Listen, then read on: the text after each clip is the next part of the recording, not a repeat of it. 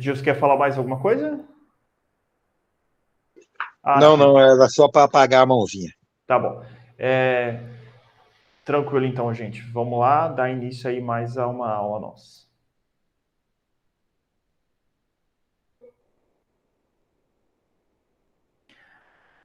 Eu preciso dar confirmação se vocês estão vendo, porque hoje à tarde eu dei uma aula, o pessoal não estava vendo e ninguém me falou que não estava vendo. Dá para ver, sim.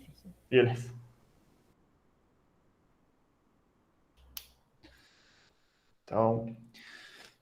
Então bora lá. Aqui a gente não tem uma revisão da aula passada, né? Porque a aula passada aí foi uma aula de... Estávamos de férias, né? Então, bom também. Mas a gente vai fazer uma revisão dos equilíbrios, da parte de equilíbrios de corpos rígidos. Então a gente começou a falar isso nas últimas semanas, como faz tempo, eu acho que vale a pena a gente estar revisitando aqui esses conteúdos para que a gente saia nas próximas semanas com esses conteúdos já fixados na cabeça. Então, como eu falei, essa é uma primeira semana, uma semana de... Aí estamos nos reajustando a voltar à aula, os horários mudaram, a gente precisa rever vários conteúdos, então a gente vai ter essa aula aqui essa semana. Como vocês sabem, eu trabalho com semanas de trabalho. Né? A partir da semana que vem, a gente já começa alguma coisa de aula assíncrona, como eu disse para vocês. Eu vou pensar como isso vai ser feito, tendo em vista que agora a gente não tem mais a disponibilidade da aula assíncrona após a nossa aula síncrona. Né? E ela vai acontecer na segunda-feira. Talvez eu faça elas da mesma forma do que antes. Assim. Então, eu gravo as aulas, às 9h10 e quem estiver ali disponível, tal, participa das aulas. Eu gosto disso, eu vejo que funciona muito bem dessa forma. Mas a gente vai ver nas próximas aulas. Então, quais são as condições para que um sistema... primeiro, né? Acabou dando já as anotações aqui, eu apaguei elas, mas eu não apaguei todas. Então, definição de equilíbrio. Então, quando a gente estava falando lá de equilíbrios de corpos rígidos, a gente está falando, então, a gente tem duas palavras aqui que são um pouco novas, né? Então, equilíbrios e corpos rígidos. Então, se a gente quer caracterizar o que é isso, então vamos entender de forma separada cada uma das coisas. Então, definição de equilíbrio é uma condição de um sistema em que as forças que atuam sobre eles se compensam, anulando-se mutualmente.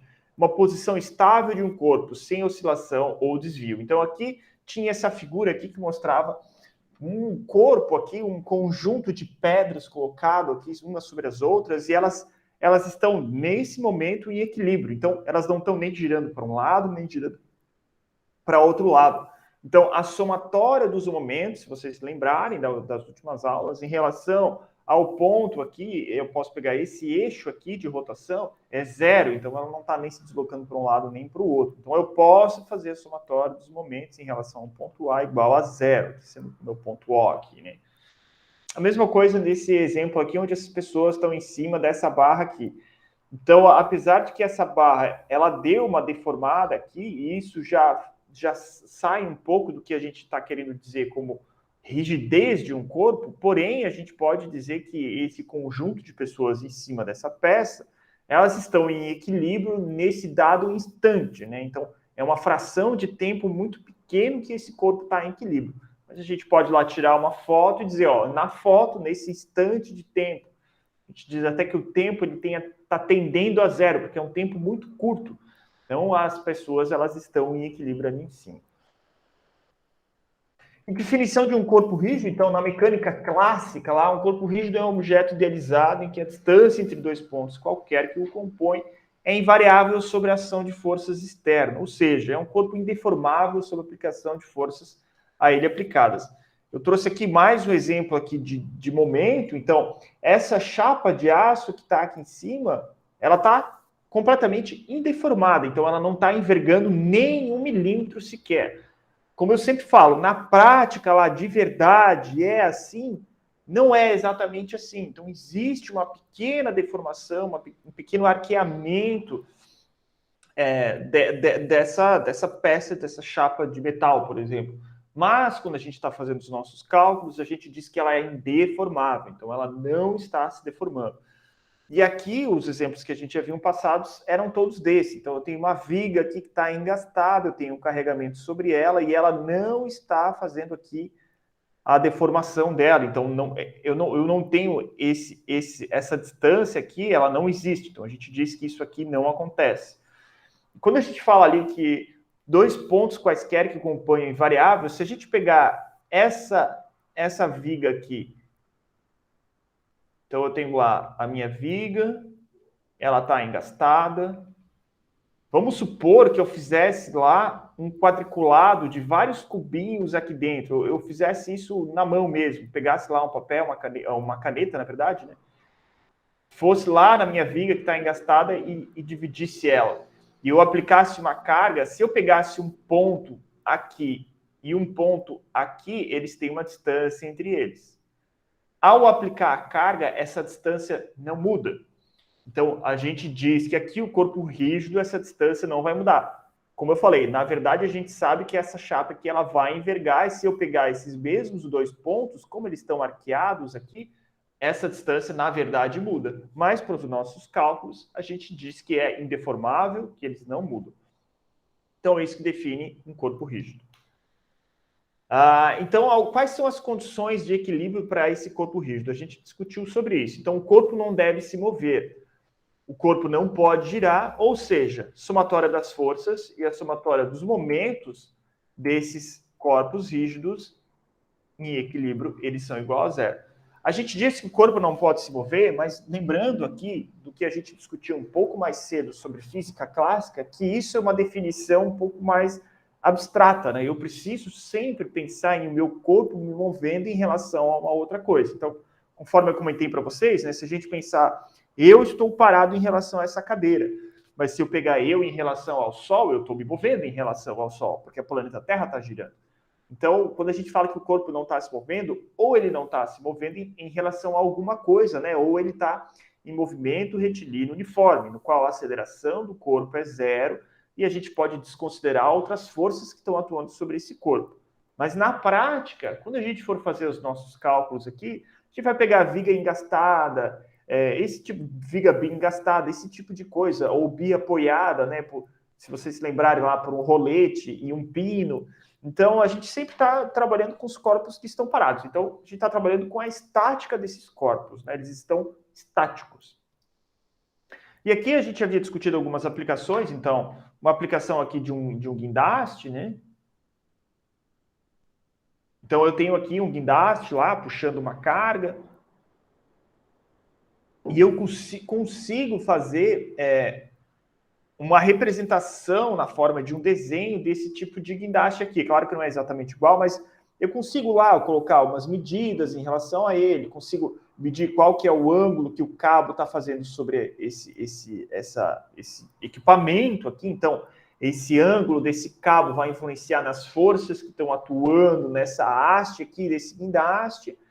E por mais que a gente sabe que o guindaste ali é utilizado na prática para mover uma carga, quando a gente está analisando aqui, a gente analisa ele estático. Então, ele é projetado tanto de forma estática, quanto depois de forma dinâmica. Então, no projeto desse tipo de equipamento, a gente faz as duas coisas. Então, esses conceitos, eles andam juntos, né? Então, como eu disse, para facilitar, para que a gente consiga chegar aos resultados e a gente consiga fazer o projeto de algumas coisas, então a gente utiliza elas como se elas estivessem paradas, como se elas estivessem em equilíbrio estático. Outro exemplo que eu havia trazido para vocês, então, é essa ponte aqui, que é a ponte Hercílio Luz aqui de Florianópolis, né? Então, por mais que na inauguração dessa ponte, não lembro se eu me recordo se eu falei isso para vocês, mas tinham muitas pessoas caminhando em cima da ponte ao mesmo tempo. Por mais que o vento estava baixo, então o vento não tem a tendência de mexer muito nessa ponte, porque ela é toda aberta aqui, então o vento passa por ela facilmente. Mas tinha muitas pessoas aqui em cima, então eu tinha um carregamento aqui de pessoas enorme aqui em cima. E chegava um ponto aqui nessa ponte em que ela estava oscilando muito. Então, aí os cálculos já começam a mudar. Então, a ponte foi projetada para um equilíbrio estático, pensando também que ela pode oscilar. Então, existe um cálculo lá para o equilíbrio dinâmico dessa ponte. E era interessante porque isso foi antes da pandemia, né? Inclusive, eu estava andando sobre a ponte e chegava a um ponto que era impossível tu caminhar pela ponte sem tu estar oscilando junto com ela. Então, todo mundo oscilava junto. E, claro, eu, como engenheiro mecânico, eu fiquei empolgado com isso, fiz vários vídeos, conversei com o engenheiro lá da ponte que estava lá. Enfim, ela estava oscilando ainda pouco, então estava numa margem de segurança, mas foi muito curioso ver isso. Mas, quando a gente faz os nossos cálculos, a gente nessa disciplina de estática, traz o equilíbrio estático dessa ponte. Então, a gente vai lá, coloca os carregamentos, coloca cabeamento de aço, e a gente consegue fazer diversos cálculos aqui para saber como está funcionando essa ponte. E futuramente, a gente pode dimensionar, então, a espessura das colunas, das vigas de aço que compõem essa ponte, a espessura dos cabos de aço, como é que, se a gente pensar aqui, então, a gente tem essa parte aqui, essa passarela da ponte, ela está suspensa por todos esses cabos de aço aqui. Esses cabos de aço, por sua vez, descarregam o carregamento nesse cabo de aço central aqui em cima, que faz essa barriga aqui e vem para cá. E a força que está agindo aqui nessas colunas é para cá, então. Então, o descarregamento da ponte é feito dessa forma. Então, toda a carga que passa aqui em cima é descarregada nesses dois pontos aqui da ponte. E aqui tem o que a gente chama de olhar, tal. Esses olhares foram todos trocados. Essa ponte tinha muito problema, né? Mas foi inaugurada aí recentemente, depois de anos, sei lá, 40 anos fechada. E aqui a gente tem umas treliças aqui dentro para fazer melhorar o carregamento, distribuir melhor a carga dessa ponte. Então, batendo um olho nesse tipo de construção, como eu já tenho um pouco de prática, eu consigo perceber como é que é feito o descarregamento. Então, eu consigo pensar em termos vetoriais olhando numa ponte desse tipo. Então, é muito legal, né? Pelo menos eu acho muito interessante. Então, aqui tem uma outra aplicação que eu havia trazido para vocês. Então, por mais que na academia lá a gente está movendo os nossos músculos, a gente pode fazer uma análise estática de como está sendo aqui puxando o nosso bíceps para eu conseguir segurar essa pedra aqui, cuja ela tem um peso aqui, né? Peso igual massa vezes a gravidade, como a gente discutiu. Então, esse bíceps, ele está fazendo um momento em relação ao cotovelo aqui. Então, eu posso fazer aqui um somatório dos momentos em relação ao ponto O aqui, que é o nosso ponto de articulação, que é justamente esse ponto aqui de rotação do nosso braço. E quem faz com que a gente consiga puxar o braço para cá é o nosso bíceps. Quem faz com que a gente consiga empurrar é o nosso tríceps. Então, existe um músculo aqui atrás, existe um músculo aqui na frente. E tudo isso está relacionado ao que a gente está vendo aqui. Então, a gente pode tirar uma foto de um instante de tempo e fazer os cálculos para saber qual é a carga no nosso bíceps, por exemplo. O pessoal que faz a cadeira de fisioterapia tem Física 1, tem todas essas mecânicas clássicas que a gente está vendo aqui dentro da graduação deles, porque eles precisam saber quais são as cargas que estão agindo no carregamento da pessoa. Então, se a pessoa daí tem um problema muscular, alguma coisa assim, tudo isso vai mudando. E aqui a gente tem um exemplo clássico de uma viga engastada. Então, o exemplo anterior lá, eu tenho aqui, aqui no caso a gente está trabalhando com o peso dessa carga, né? Então eu não tenho nenhuma carga aqui em cima. Então, aqui nesse ponto eu vou ter um momento aqui no sentido anti-horário, que é o que vai segurar para essa viga não cair. Eu tenho aqui o peso dela, na verdade, está distribuído ao longo de toda essa viga aqui. Então, a gente fala que a gente tem aqui um carregamento distribuído. Mas como aqui ainda é uma primeira parte dessa disciplina, a gente está trabalhando como um carregamento único e a gente está desconsiderando o peso da viga. Mas depois a gente vai aprender a calcular como é que a gente faz para calcular essa carga distribuída. Quando eu tenho lá, vamos pensar que a viga está aqui embaixo e ela está engastada aqui. E eu tenho esse carregamento aqui. Eu vou fazer com que esse carregamento vire, por sua vez, um carregamento médio no meio da viga, um carregamento só. E eu consigo calcular qual que é a intensidade desse carregamento aqui, porque eu consigo calcular a área dessa figura aqui. Então, é assim que a gente vai fazer no futuro. Agora, se eu tivesse uma viga com um carregamento bastante doido aqui em cima, com uma coisa muito difícil, eu teria que usar a integral para fazer o cálculo dessa curva aqui para calcular essa área. A gente não vai chegar nesse nível, né? Aqui, como é um curso técnico, a gente não precisa chegar tão fundo. A gente pode pegar esse tipo de carregamento, se for necessário, em tabelas e utilizar as fórmulas prontas já. A gente não precisa deduzir a fórmula. Então, aqui tem uma viga simples, qual a gente havia conversado na última aula, a gente havia feito quais eram os cálculos que estavam agindo nessa viga simples aqui.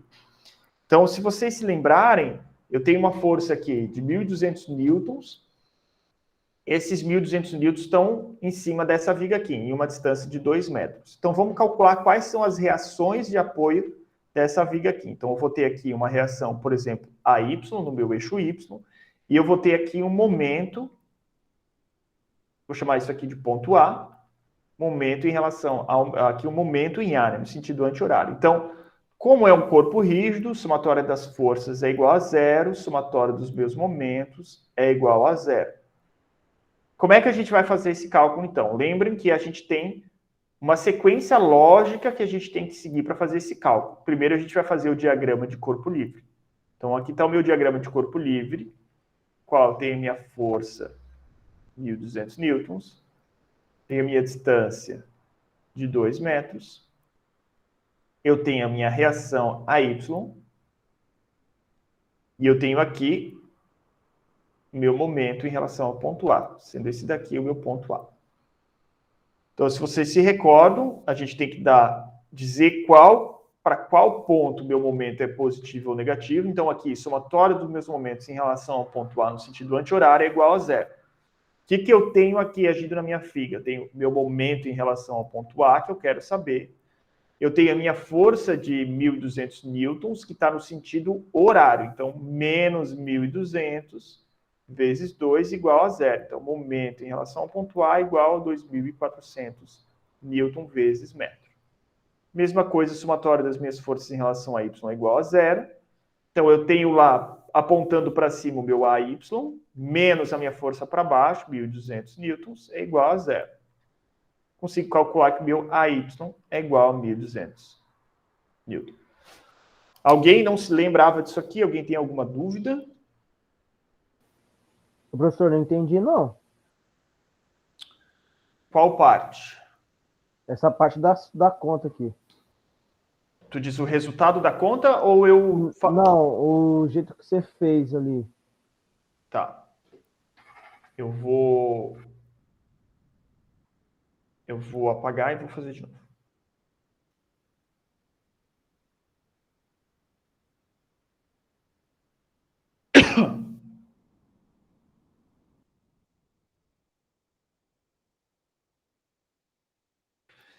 Então, eu tenho uma viga aqui que ela está engastada nesse ponto, né?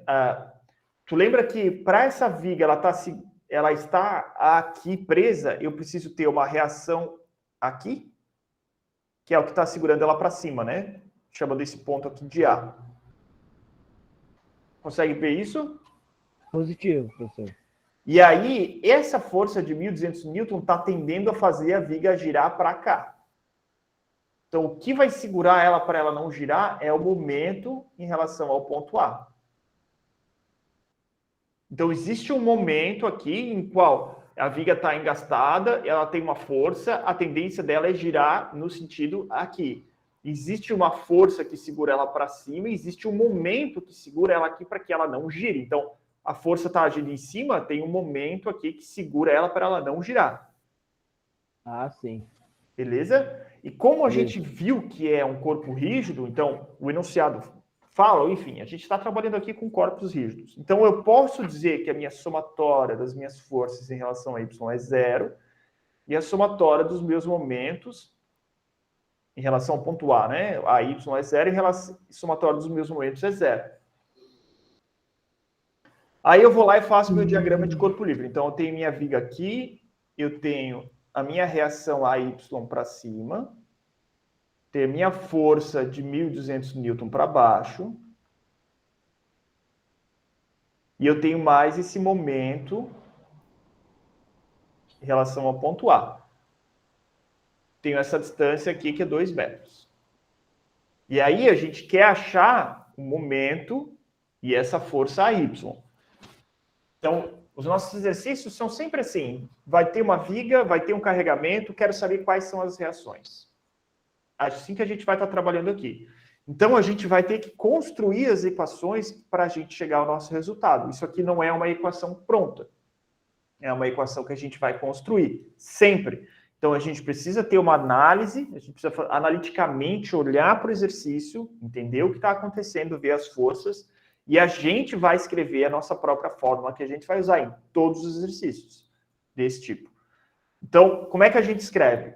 somatório dos meus momentos em relação ao ponto A é igual a zero, ela está em equilíbrio. Quais são as forças que estão agindo e quais são os momentos que a gente tem aqui? Eu tenho o meu momento em relação ao ponto A, dizendo que é positivo no sentido anti-horário, então é positivo, menos a minha força de 1.200 newton, que está tendendo a girar no sentido horário, vezes a distância de 2 metros. Isso é igual a zero. Calculando isso aqui, então, 1.200 vezes 2 dá 2.400, passa para o outro lado, o momento em relação ao ponto A é igual a 2.400 newton vezes metro. Entendeu? É o Amaury que perguntou, né? Isso, professor. Entendi. Até agora entendi. Beleza. Então, a gente já achou uma das incógnitas, que era o meu momento. A gente precisa achar a outra, que é a minha reação em relação ao ponto Y. Somatória das minhas forças no eixo Y é igual a zero. No eixo Y, a gente tem o quê? O meu AY, que é para cima, menos a minha força de 1.200 newtons, que é para baixo. Isso é igual a zero. Então, meu AY é igual a 1.200 newtons. O que isso na prática quer dizer? Quer dizer que se eu tiver lá uma carga de 1.200 newtons, como se fosse praticamente um carro, né? Não, um carro não. Uma carga lá de 120 quilos, vamos colocar assim, aqui em cima dessa viga, para essa viga ela estar em equilíbrio e ela não quebrar e não se mexer, eu preciso ter uma força contrária aqui de 1.200 newtons e um momento contrário de 2.400 newtons vezes metro. Então, é a partir daí que eu vou fazer o dimensionamento dessa viga, de como eu engastar ela aqui para que, se eu colocar essa carga, ela não caia. Beleza?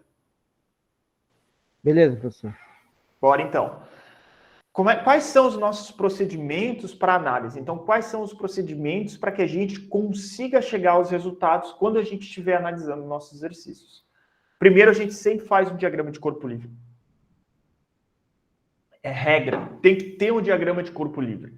Ah, professor, eu consigo fazer 100. Legal, se tu se garante que tu consegue fazer 100, tudo bem. Então não precisa fazer o diagrama. Mas a gente aqui prefere que faça um diagrama de corpo livre. Estabelecer quais são os eixos X e Y e uma orientação adequada. Desenhar um esboço do corpo que está sendo estudado. Então, o eixo X sendo, tanto faz como vocês fizerem, mas geralmente a gente faz para a direita positivo e o eixo Y para cima positivo. Desenhe um esboço do corpo que está sendo estudado. Mostrar as forças que estão atuando nesse corpo, indicar todas as cargas e especificar as direções relativas dos eixos X e Y. Então, essas direções é o que vai gerar os momentos, é o que vai fazer essa carga ela tá para cima, se ela está para baixo, assim sucessivamente. Por fim, indicar as dimensões do corpo necessárias para os cálculos do momento de força. Então, aquela distância de 2 metros lá, por exemplo, então tem que ser indicado para que a gente consiga fazer o cálculo. Antes de eu continuar... o mouse parou de funcionar. Deixa eu verificar uma coisa aqui que eu quero lembrar.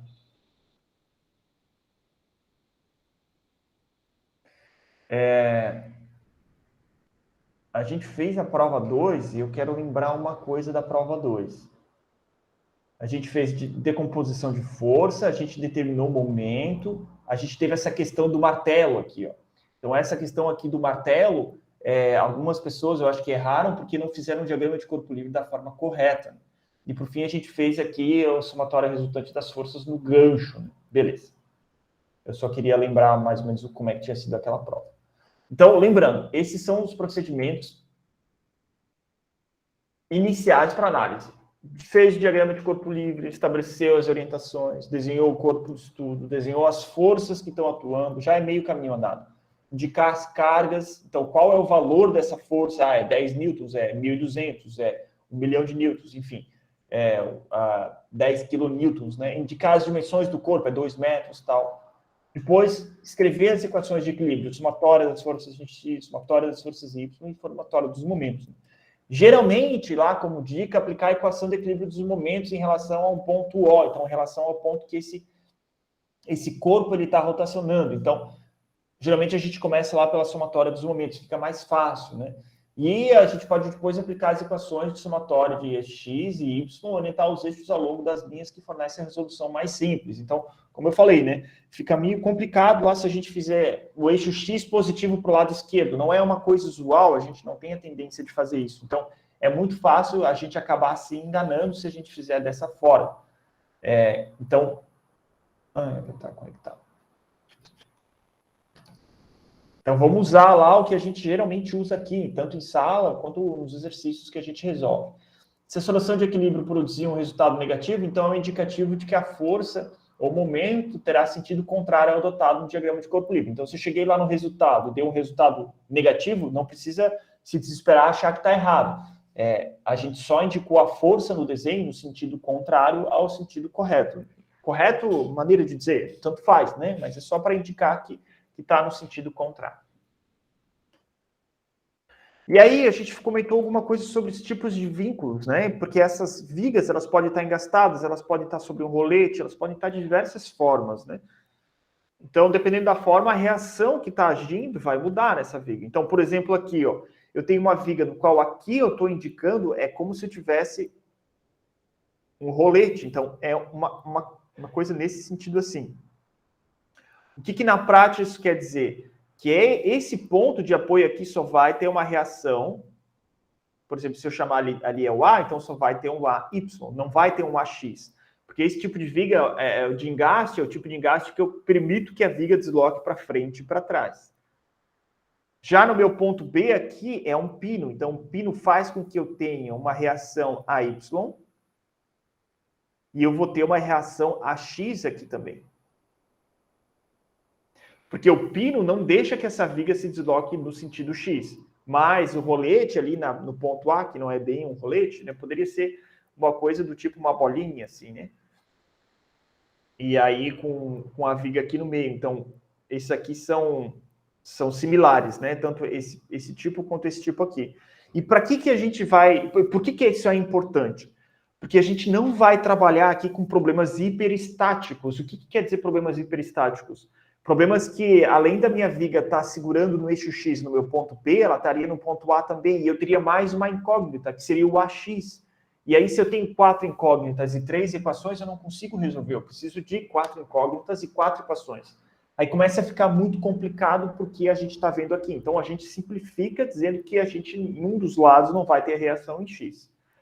Aqui é um outro exemplo. Então, eu tenho aqui, de novo, um pino aqui segurando essa viga. E aqui eu tenho algo como se fosse similar a um rolete. Então, o próprio desenho é intuitivo. O próprio desenho aqui parece aqui que se eu empurrar essa viga nesse ponto, ele vai se deslocar nesse ponto aqui.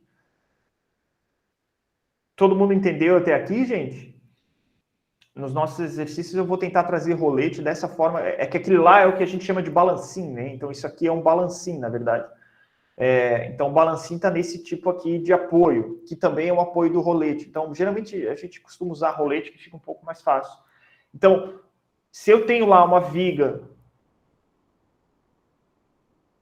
com um rolete no chão aqui, eu tenho uma incógnita. Então essa incógnita é a minha reação no meu eixo Y, AY. Vou chamar isso aqui de A. Então, todas essas reações que tem aqui, elas têm uma incógnita só. E tem outras aqui que são cabos, hastes e tal, que a gente vai acabar não entrando em muito detalhes, porque a própria interpretação da figura fica um pouco mais complicada, né? Mas, então, eu tenho lá uma incógnita. Já se eu tiver um pino polido com uma articulação ou uma superfície muito rugosa, aqui a gente fala de superfície lisa. A superfície lisa dá a entender que eu consigo escorregar ali essa peça ali em cima. E superfície rugosa que ela não deixa eu escorregar. Então, está entrando nesse número de reações aqui que são 2. Então, como foi passado antes aqui, isso aqui são pino polido. E é importante que o pino seja polido, que eu ainda consiga girar aqui essa peça ali, né? Então, eu consigo girar essa...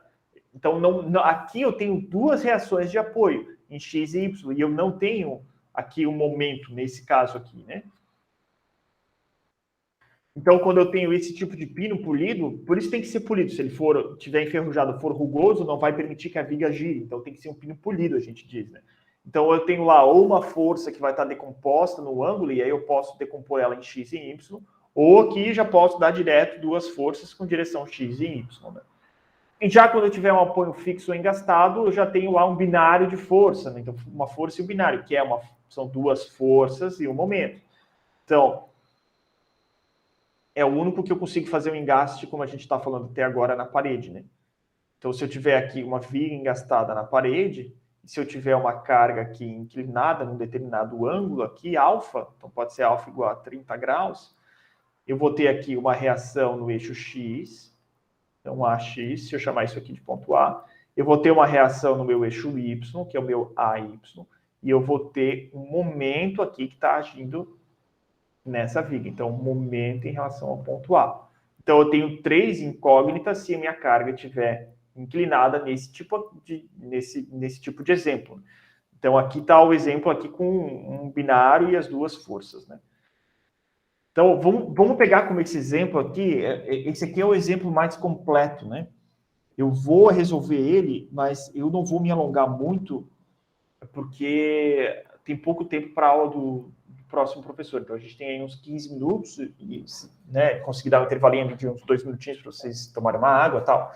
Mas aqui é o exemplo mais extremo, né, como a gente havia visto. Então, eu tenho muitas coisas acontecendo aqui. Então, eu tenho uma força inclinada de 600 newtons com uma distância aqui de 0,2 metros, 45 graus.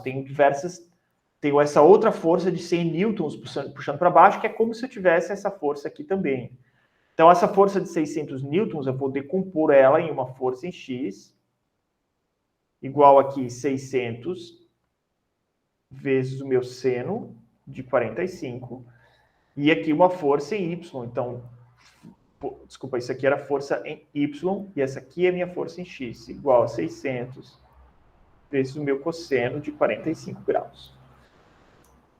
Então, eu tenho algumas reações aqui. Então, aqui eu tenho um pino polido. Então, esse pino polido vai ter uma reação PY, vai ter uma reação PX. E aqui, essa minha parte aqui, que é... Como é que era o nome? Era balancim, né? Então, esse aqui é um balancim, vai ter apenas uma reação AY. Então, eu preciso saber qual que é o meu AY. Eu preciso saber qual que é o meu BX. Preciso saber qual que é o meu BY. Então, vamos escrever nossas equações aqui de equilíbrio. Vamos primeiro fazer o nosso diagrama de corpo livre. Então, vou desenhar aqui minha viga e vou desenhar todas as forças que estão agindo nela. Eu esqueci que tinha mais uma força de 200 newtons aqui. Então, eu tenho uma força de 200 newtons aqui. Eu tenho uma reação BY exatamente em cima dessa força de 200 newtons e uma reação BX. Eu tenho uma reação aqui no meu ponto A, Y. Eu vou ter essa força inclinada, em que se eu decompor ela, eu tenho aqui duas forças. Lembrando que essa força aqui, eu desenhei ela para baixo, né? Mas na verdade ela está para cima e ela tem essa distância de 0,2 metros. Então ela vai gerar aqui um momento também. A gente precisa calcular esse momento também.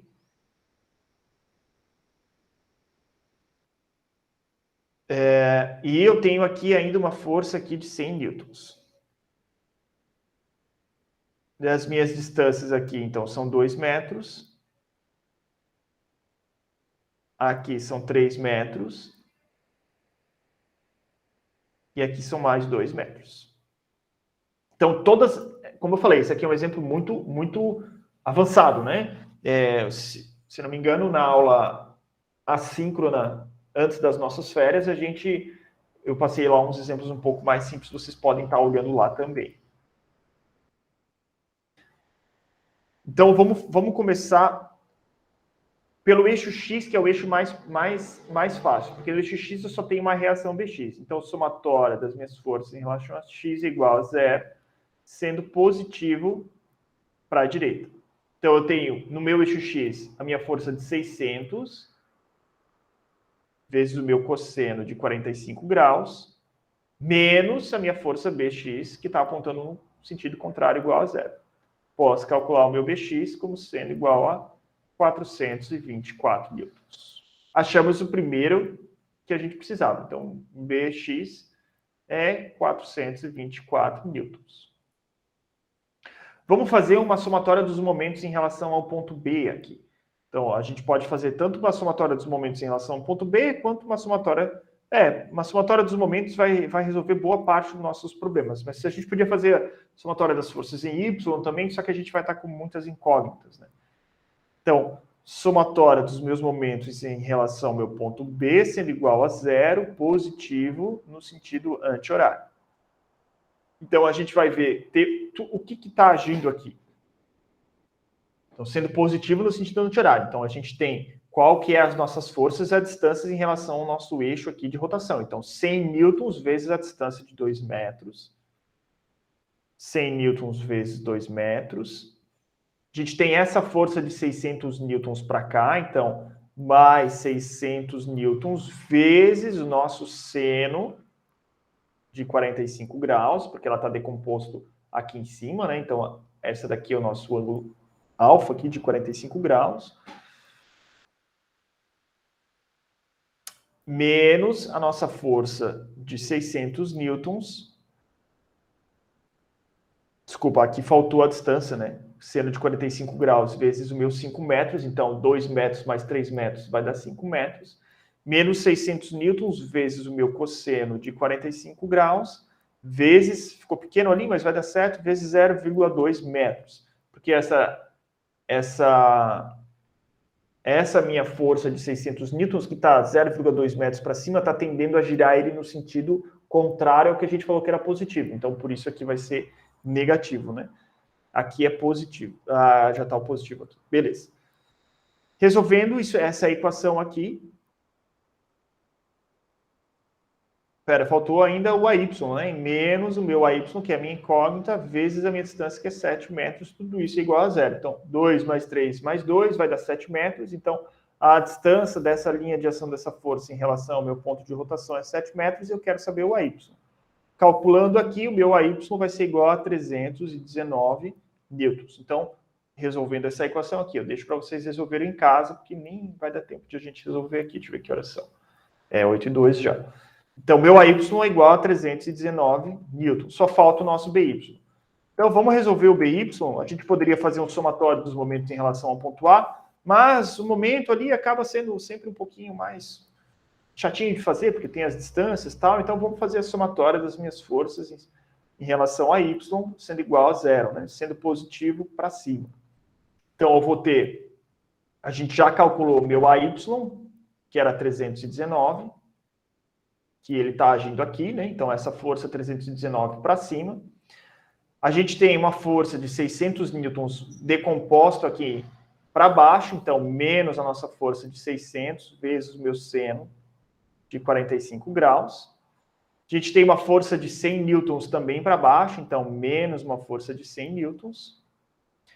E a gente tem uma força de 200 newtons para baixo, também aqui menos 200 newtons, né? Menos 200. E a gente tem a nossa incógnita, que era o nosso BY que está para cima. Então, mais o nosso BY. Tudo isso igual a zero. Se a gente calcular isso, a gente vai chegar a 405 newtons. Então, calculei a última incógnita, que era 405 newtons. Então, fechou. A gente chegou ao nosso resultado que a gente queria. A gente conseguiu achar todas as reações que estão agindo nessa viga ali. Então, as equações somos nós que vamos construir. Então, eu peço que vocês reassistam lá aquela aula assíncrona que a gente havia passado na última semana de aula que a gente teve antes das férias, porque lá a gente construiu passo a passo até chegar a esse tipo de exercício um pouco mais complicado. Isso foi resolvido tudo com vocês aqui também. Então, eu sei que parece complicado, parece que tem muita coisa, eu já havia discutido sobre isso, mas a gente tem que aprender a construir esse tipo de equação. Então, é importante para a nossa disciplina. Eu peço, então, agora que vocês coloquem lá a presença de vocês. E nesses últimos 5 minutinhos de aula, eu estou disponível para estar tirando qualquer dúvida com vocês.